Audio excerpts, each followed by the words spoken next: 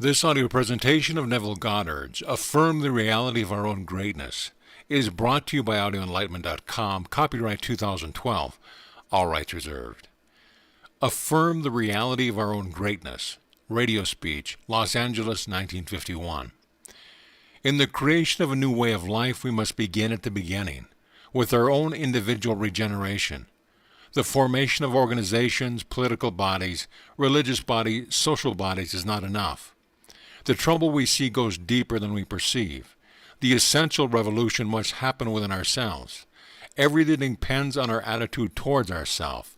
That which we will not affirm within ourselves can never develop in our world. This is the religion by which we live. For religion begins in subjective experience. Like charity, it begins at home. Be ye transformed by the renewing of your mind is the ancient formula, and there is no other. Everything depends upon man's attitude towards himself. That which he cannot or will not claim as true of himself can never evolve in this world. Man is constantly looking upon this world and asking, what's to be done? What will happen? When he should ask himself, who am I? What is my concept of myself? If we wish to see the world a finer, greater place, we must affirm the reality of a finer, greater being within ourselves. It is the ultimate purpose of my teaching to point the road to this consummation. I am trying to show you how the inner man must readjust himself, what must be the new premise of his life, in order that he may lose his soul on the level he now knows, and find it again on the higher level he seeks. It is impossible for man to see others than the contents of his own consciousness, for nothing has existence for us save through the consciousness we have of it. The ideal man is always seeking a new incarnation, but unless we ourselves offer him human parentage, he is incapable of birth. We are the means whereby the redemption of nature from the law of cruelty is to be effected. The great purpose of consciousness is to effect this redemption. If we decline the burden and point to the natural law as giving us conclusive proof that redemption of the world by imaginative love is something that can never come about, we simply nullify the purpose of our lives through want of faith. We reject the means, the only means whereby this process of redemption must be effected. The only test of religion worth making is whether it is true-born, whether it springs from the deepest conviction of the individual, whether it is the fruit of inner experience. No religion is worthy of a man unless it gives him a deep and abiding sense that all is well, quite irrespective of what happens to him personally. The methods of mental and of spiritual knowledge are entirely different, for we know a thing mentally by looking at it from the outside, by comparing it with other things, by analyzing and defining it.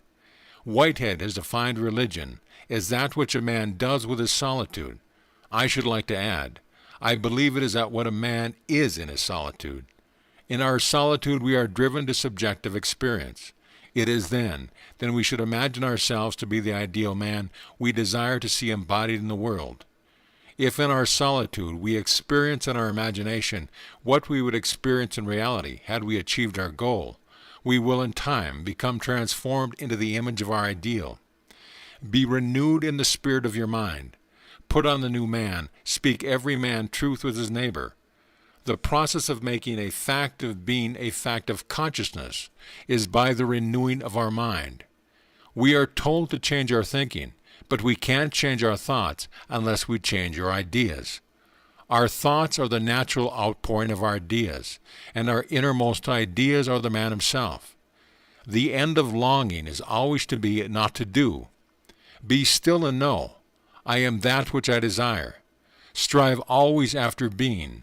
External reforms are useless if your heart is not reformed. Heaven is entered not by curbing our passions, but rather by cultivating our virtues. An old idea is not fitly forgotten. It is crowded out by new ideas. It disappears when a wholly new and absorbing idea occupies our attention. Old habits of thinking and feeling, like dead oak leaves, hang on till they are pushed off by the new ones. Creativeness is basically a deeper receptiveness, a keener susceptibility. The future dream must become a present fact in the mind of anyone who would alter his life. Every great outpicturing is preceded by a period of profound absorption.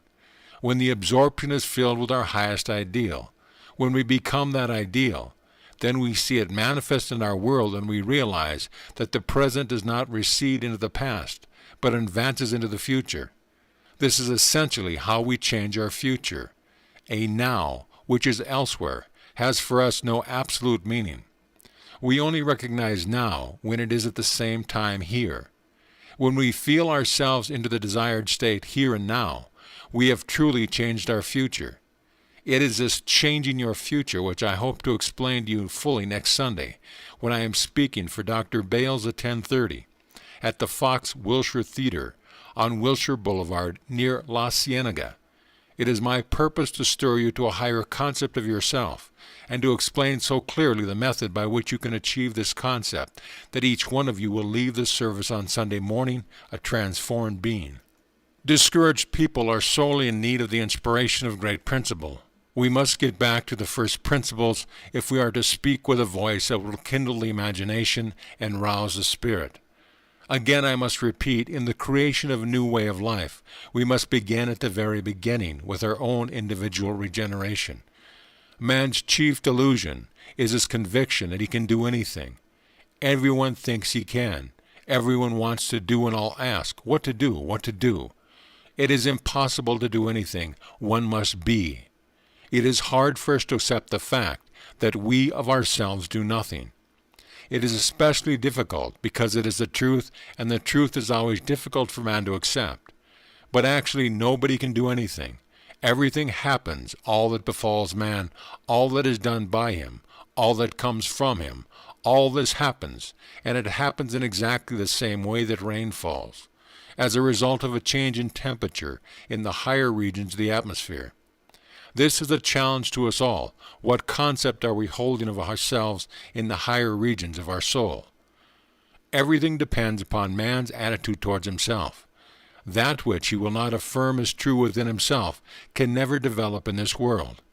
A change of concept of self is the right adjustment, the new relationship between the surface and the depth of man. Deepening is, in principle, always possible, for the ultimate depth lies in everyone, and it is only a question of becoming conscious of it. Life demands of us the willingness to die and to be born again. This is not meant that we die in the flesh. We die in the spirit of the old man to become the new man. Then we see the new man in the flesh. Subjection to the will of God is an old phrase, for it and there is, I believe, no new one that is better. In that self-committal to the idea we desire to express, all conflict is dispersed, and we are transformed into the image of the ideal in whom we rest. We are told that the man without a wedding garment reaches the kingdom by cleverly pretending. He does not believe internally what he practices externally. He appears good, kind, charitable. He uses the right words, but inwardly he believes nothing. Coming into the strong light of those far more conscious than himself, he ceases to deceive. A wedding garment signifies a desire for union. He has no desire to unite with what he teaches, even if what he teaches is the truth. Therefore, he has no wedding garment. When we are united with the truth, then we will put off the old nature and be renewed in the spirit of our mind. Truth will strip the clever pretenders of their false aristocracy. Truth in its turn will be conquered and governed by the aristocracy of goodness, the only unconquerable thing in the world. End of lecture.